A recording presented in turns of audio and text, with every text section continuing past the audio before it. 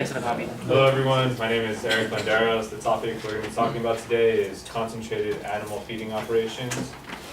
Resolved, the United States government to strengthen and revise policy to eliminate the use of concentrated animal feeding operations, herein referred to as CAFOs. The significance issue concerning CAFOs is that CAFOs have a significantly negative impact on the health of the surrounding environment and nearby organisms. According to Kelly Donham in Community Health and Socioeconomic Issues Surrounding Concentrated Animal Feeding Operations, there have been more than 70 papers published on the adverse health effects of the confinement environment on swine. One of these papers is by John Kilpatrick, entitled Animal Operations and Residential Property Value. An early study in North Carolina reports emotional impacts, including tension, depression, anger, reduced vigor, fatigue, and confusion, linked to airborne contamination emanating from an animal operation.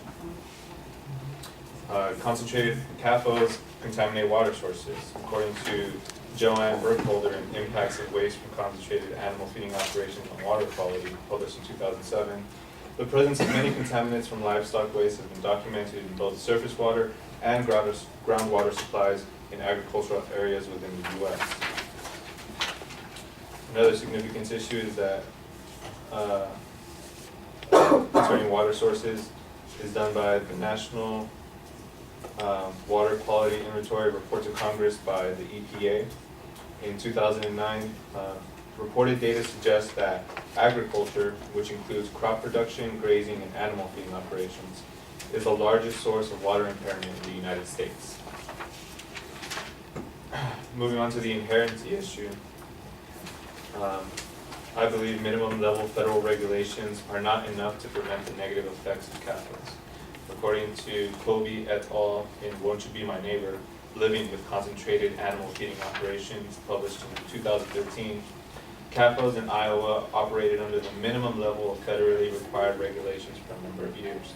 The negative effects of this lack of regulation are starting to take a toll on Iowans. Emerging public health concerns such as air quality and antibiotic resistance, individual health problems, animal welfare concerns, and the basic right to enjoy one's property are becoming controversial issues and demand increased attention from the state's governments, courts, and citizens. On the issue of solvency, I believe fines issued will incentivize CAFOs to reconsider their means of operations. This conclusion was reached after reading Methane as a Greenhouse Gas, Why the EPA Should Regulate Emissions from Animal Feeding Operations, and Concentrated Animal Feeding Operations under the Clean Air Act, published in 2011. Obviously, these horizontally integrated sustainable operations, where there are more locally owned and operated farms, would become more economically attractive were the EPA to start regulating methane emissions and force large agribusiness to factor in the cost of potential fines. The new policy I'm proposing will fine CAFOs found to exceed acceptable levels of pollution for any and all contaminants. These fines will scale to a percentage of the profits generated by the CAFO, and a portion of this fine will be used to invest in technologies that will reduce the negative impacts of the CAFOs and aid in converting the CAFO to a smaller, more manageable, and eco-friendly farm.